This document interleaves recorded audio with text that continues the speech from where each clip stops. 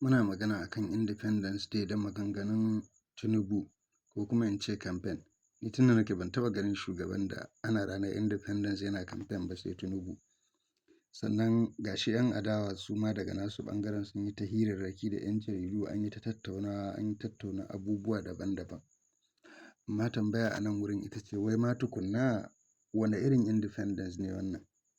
Shin independence ɗin nan na ɗaga tuta ne ko kuma cikakken independence ne? Ko kuma Najeriya tana buƙatar cikakken independence daga cikin gida? Ta iya yiwuwa mun samu independence daga colonial masters turawan mulkin mallakan yamma. Amma shin mun samu independence daga wurin 'yan mulkin mallakan cikin gida? Ko kuma an kawo ƙarshen wannan tsarin na al'umma ɗaya dokoki biyu wato apartheid da muke fama da shi? Shi yasa muke buƙatar juyin juya halin al'umma kamar irin revolution now.